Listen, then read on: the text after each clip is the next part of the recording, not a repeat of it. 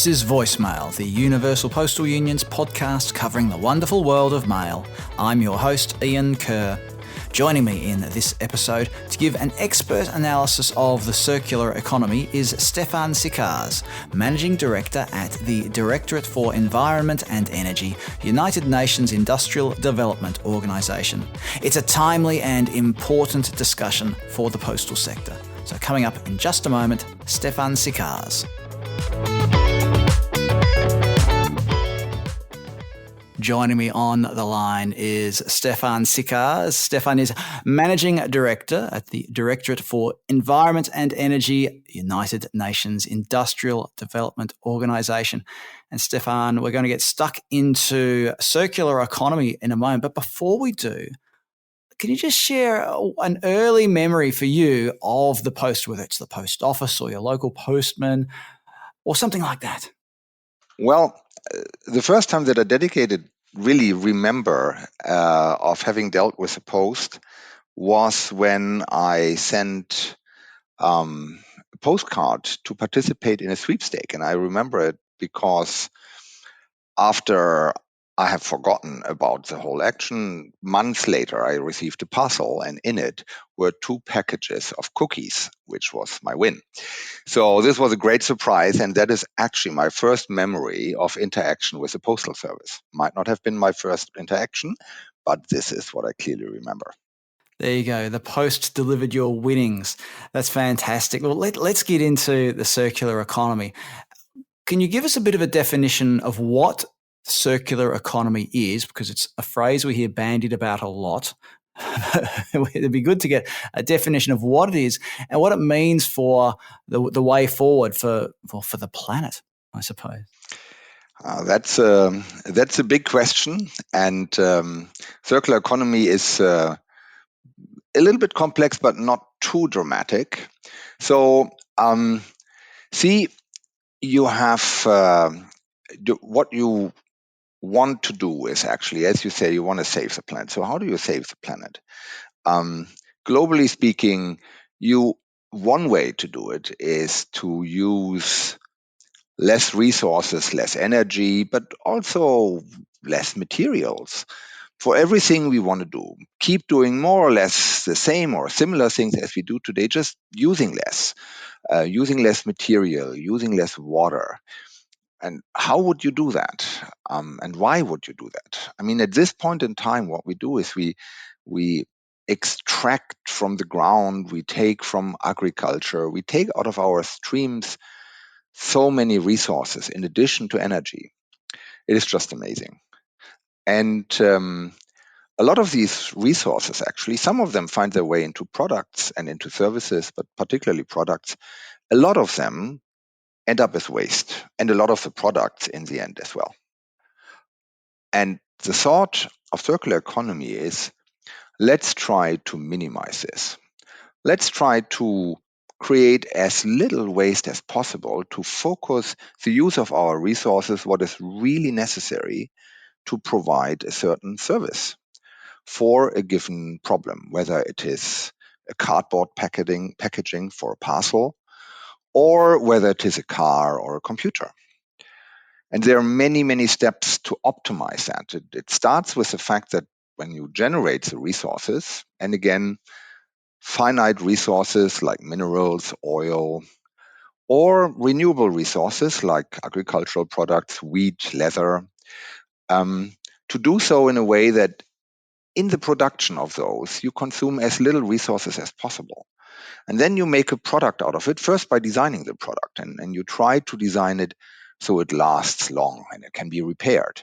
And at the end of its life, it can be recycled. That means it can be easily taken apart into its resources.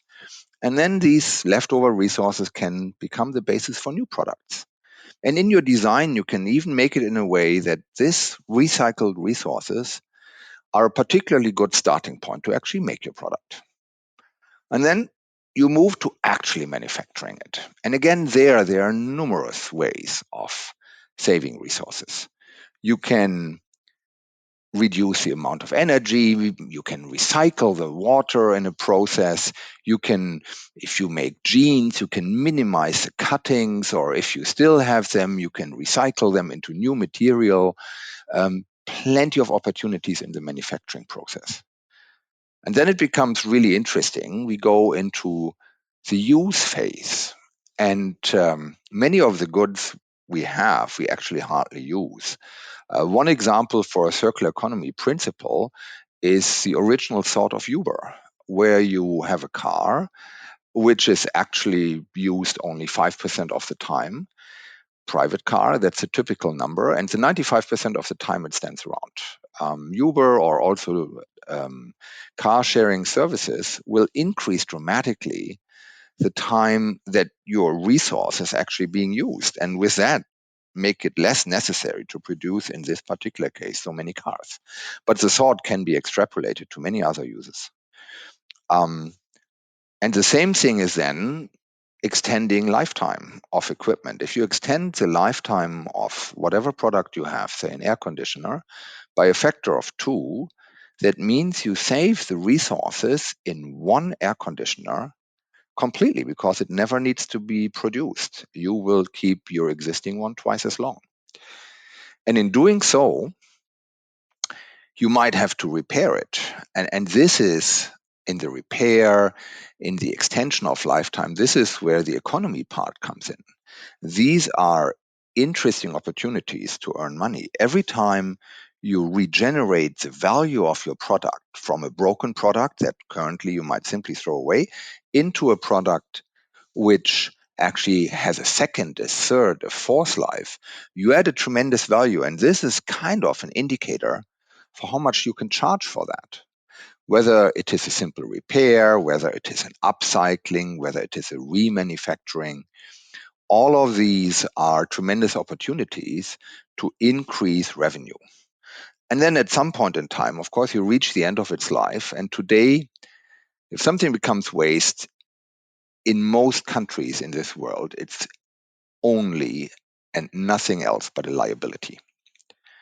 With circular economy, you facilitate that more and more parts of your waste, ideally almost all of your waste, can be extracted and utilized and become from a liability, a resource, an asset that you can sell. And the nice thing about this is what you have now created is an economy where many people see economic opportunities to do something which is actually good for the environment, to extend the lifetime of products and of resources as much as they can. And in reality, if you really want to change the world globally in every country, whether in an industrialized country with a semi-perfect administration, enforcement, legislation, or in the least developed countries where capacities are very limited, if you want to change the world, the easiest thing is to go with something that gets economic benefit. Because then you can limit your regulation to keeping things on track and ensuring that you do not have a number of unwanted side effects, but essentially things take care of themselves. And that is doable for many, many countries in the world. While a top-down regulation, which is effective in its enforcement, is not possible for that many. So for me, circular economy is something which is an economy-driven, powerful way to benefit the environment. Now that we've got this overview of what it is, how would you describe progress to this point?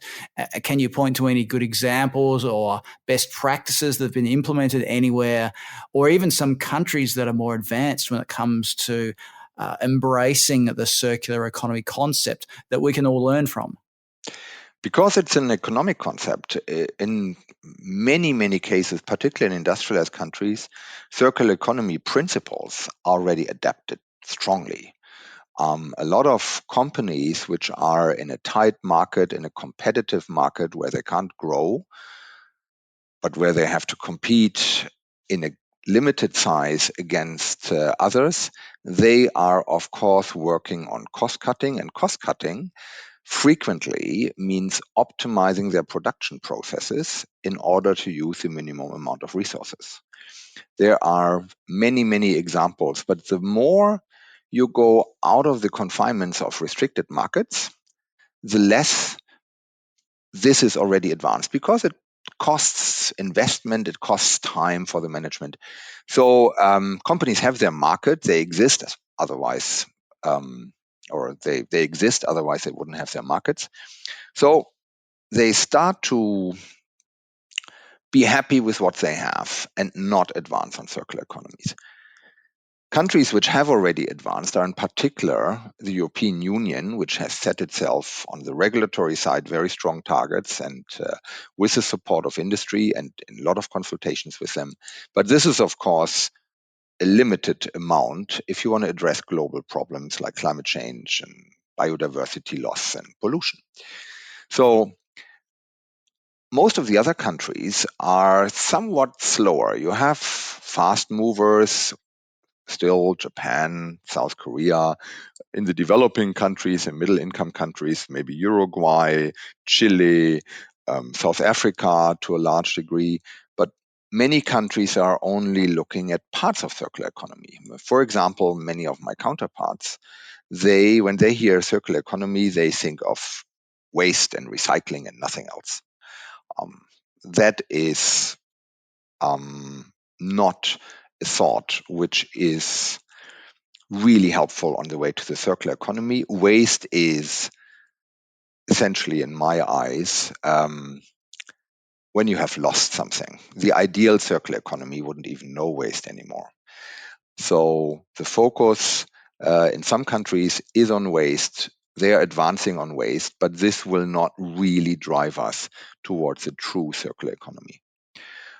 Classical examples that are moving forward, I mentioned the textile industry, which actually generates an amazing amount of waste, for example, from cuttings, for example, from unsold merchandise. And these amazing amount of waste, they are today often stored away or thrown away or burned. These can be recycled. Companies are moving forward. The amount of recycled material in textile is constantly increasing. So that is a sector where a lot is happening, actually. Examples which are very well known are mobile phones, where you have for many companies already today buyback schemes. The phones are disassembled and the raw materials reused for new phones. This is on the high-tech side. Even more high-tech might be companies which are producing turbines for aircraft. And they are actually nowadays monitoring their turbines throughout the lifetime. They recognize early on the need for repairs, for service, for replacement, and with that, they substantially increase their resource efficiency. But it really goes down to packaging, where you can, if you have cardboard, you just find examples where companies are simply getting so much more efficient, using less steam, using less water, using less electricity to build their cardboard boxes and to find ways to get them back to recycle them again. Now, you were one of the contributing scientists when the Intergovernmental Panel on Climate Change received the Nobel Peace Prize in 2007. So what's the connection then between sustainable solutions like circular economy and peace? And how can these solutions contribute to, say, the 2030 agenda? For me, the circular economy is essentially a way to help all people to live in this one limited world. I think one of the underlying thoughts of circular economy is a recognition that our world is limited, and that is for many people still a thought that they are not very strong in accepting. But this is just a fact. The world is limited. We have to live within its resources, and we have at the same time an increasing population. So if we want to live within its resources, both those resources that we harvest to make products, as well as the space to dump waste, whether it's the air, the soil, the water. If we want to live within them with more and more people, we have to be more towards circular economy, more efficient. If we don't do that, then the fight for resources, for decent living, will increase. Friction increases, and that, of course, leads essentially, in the end, to problems with stability and peace, whether it is migration, whether it is acts of aggression, various ways, all one overarching problem. Lack of stability is leading away from peace, and the lack of resources for all of us will lead exactly into that direction. It's hard to have a conversation these days without mentioning the pandemic. So let's ask the question now. Has the pandemic affected the status quo? Has even circular economy helped us deal with COVID or prepare for a post-COVID recovery and building, here's another phrase we hear a lot, but resilient economies?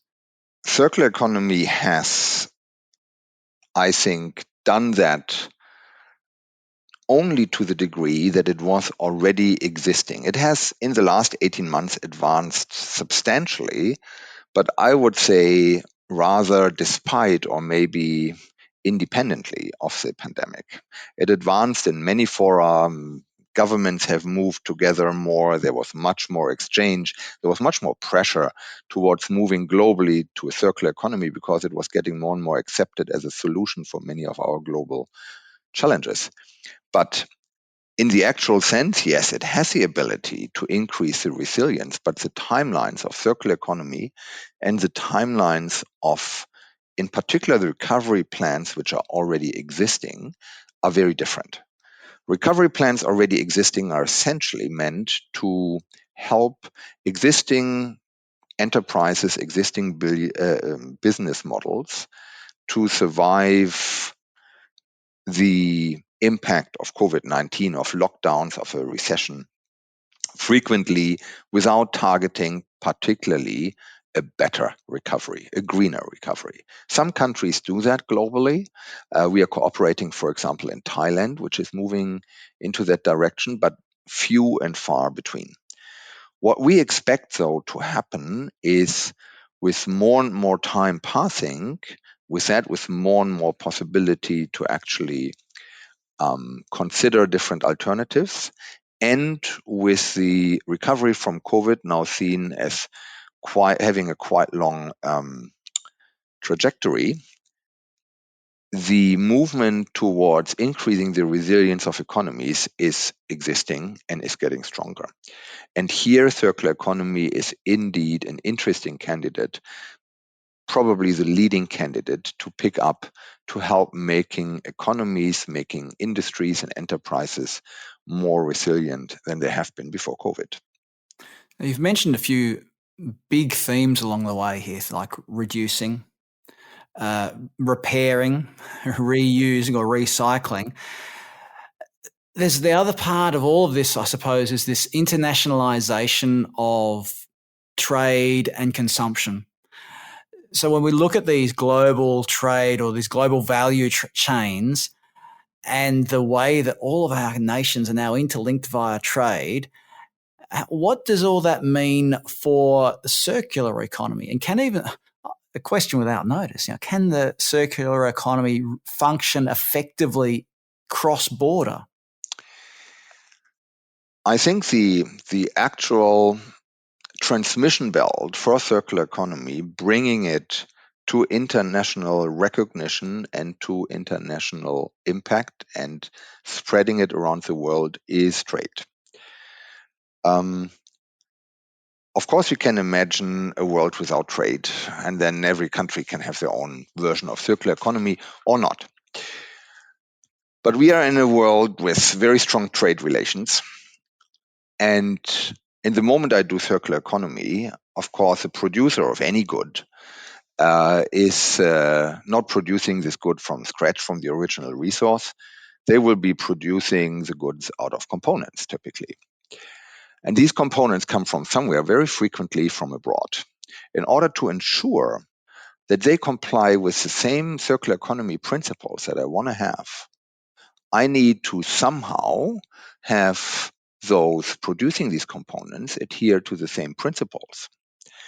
And of course, as a buyer, as the end of the value chain buyer, I will of course insist that they do, and I will have my mechanisms to test if that is actually the case.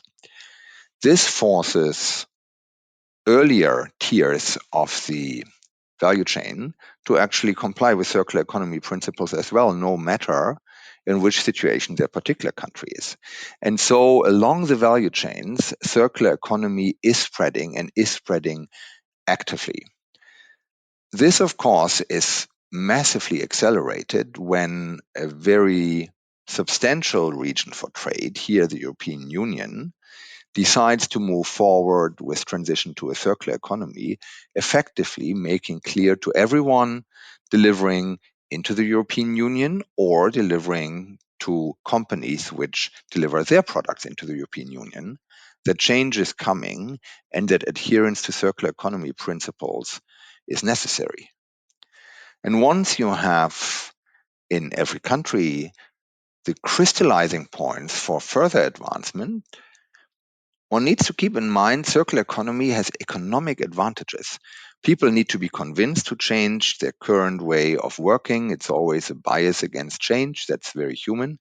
But in the moment you see things happening and they are getting better economically, companies have higher profits, have higher resilience, have better contracts, change starts to move out from single companies, from a few companies in the countries to more and more and more.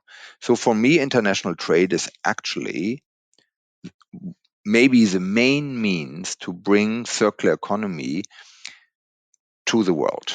It creates a driver for companies, and companies are the actors in this. It's not governments. Companies are the ultimate ones who have to move. And this creates a driver for companies to do so. Much better than programs of governments can possibly do it. But of course, then governments offer opportunities, offer guidelines, offer frameworks in which these companies can strive against, prompted by them, because they need certain framework conditions, regulations, whatever, in order for them to produce the products for a circular economy market.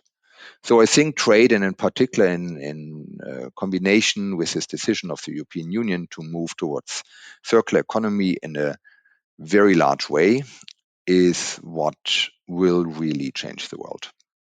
But just on that very topic, we talk about governments or government organizations driving change. You've just mentioned about companies driving change. What role do the end consumers have? What role, if you're a user of a product, whether you're buying a television or you're buying a whatever, what role does you have as a consumer have in all of this?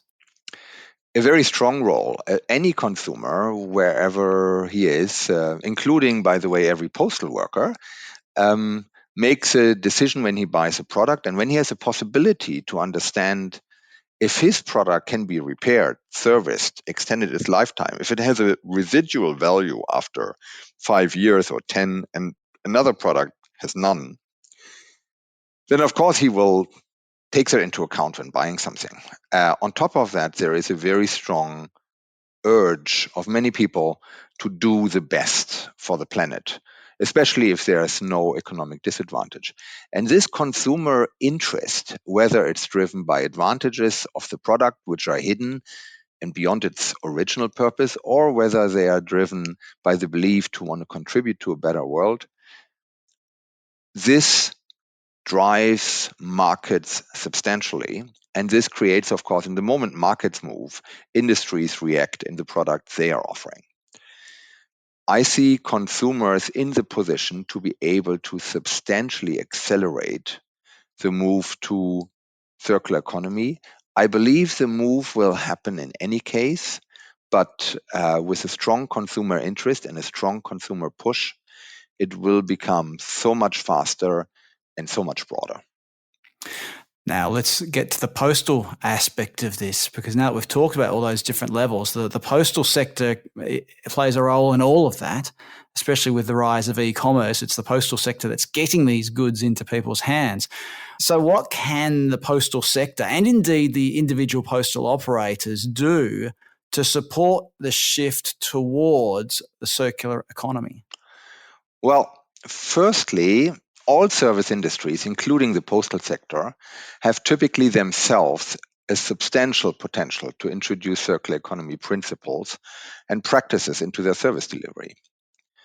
This includes the use of renewable energy, reusable or, where not possible, recyclable packaging, reduction of packaging and packaging material, including maybe optimizing package handling, for example, in order to allow to reduce material use in packaging. Another area is the offering, where this is necessary, of reliable and documented cold chains for perishable goods like food, flowers, or vaccines. If you have less goods perishing, then evidently you have a higher resource efficiency. For many products, the postal sector and postal operators are also potent consumers. So if the sector demands itself that products are based more on circular economy principles, this changes dramatically the availability of such products. Companies, industries will just provide them, and then not only to the postal sector. So the postal sector can facilitate change in certain subsectors of the economy simply by buying smartly and accordingly to circular economy principles.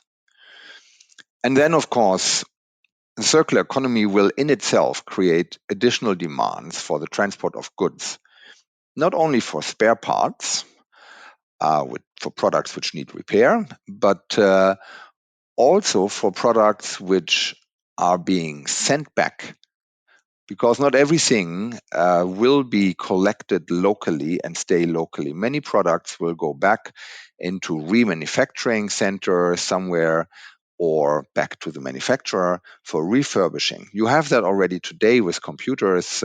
Often manufacturers offer, if you buy a new computer, a discount, you send your old one in. And that is not only a rebate, this is actually a value that the manufacturer gains. All of this has to be organized for a lot of goods with a much lower value. It might be for t-shirts in the future, which have to be taken back.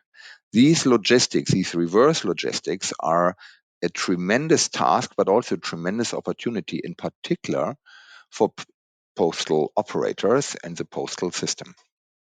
And then, of course, there are the employees that I mentioned already before.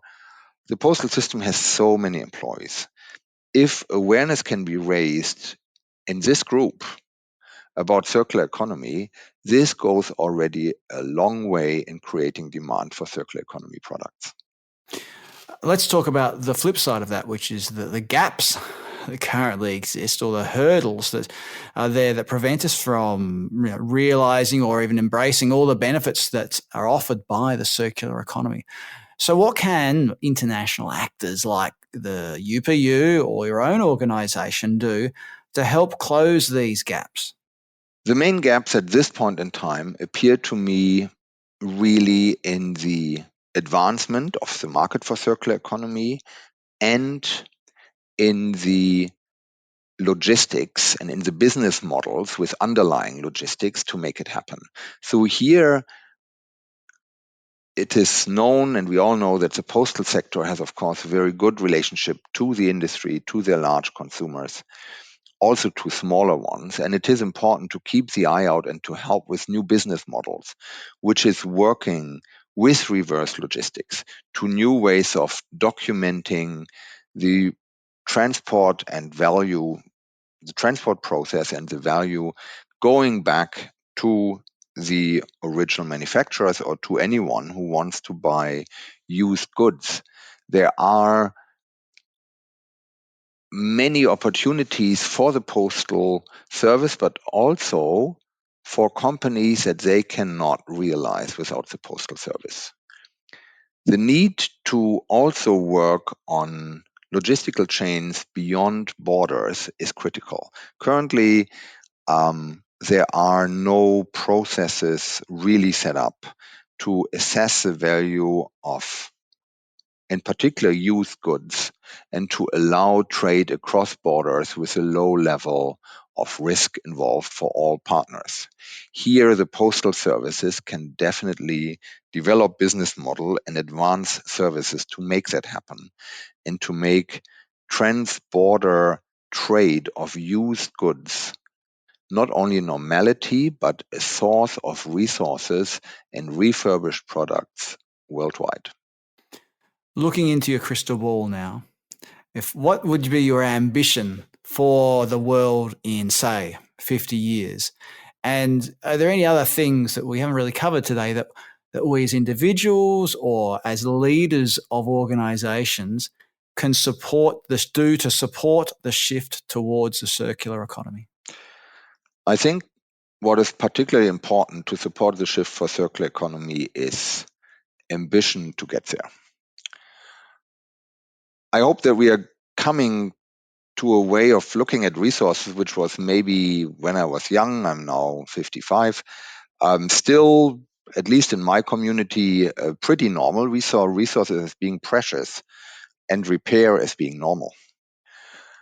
This has changed in the past decades, and we have lost sight a little bit of this way of looking at matters. And I think if we come back to looking at resources as something precious, something which has a higher priority than the extra effort to send something to repair, than the maybe slightly scratched surface as compared to a new good. If we accept things as they are, I think we go a long way towards making circular economy happen. And I think in 50 years, given the pressures which are on us, circular economy will be as normal as today the linear economy with take, make, dispose is. It will become the standard. The trick is in this conversion to the standard to carry everyone along in a not only sustainable, but in an equitable way, in an inclusive way, which creates no losers, ideally, but mainly, if not only, winners. I think it is in the concept of circular economy to do so, and I hope that we manage in the next 50 years to get it done. The rest is enthusiasm and imagination of what's possible and willingness to change. If we have that, I don't have too many worries that this will come forward. And I think that's a wonderful note to end on. Stephan Sicars, Managing Director, Directorate for Environment and Energy at the United Nations Industrial Development Organization. Thank you very much for being on the UPU's Voicemail podcast today.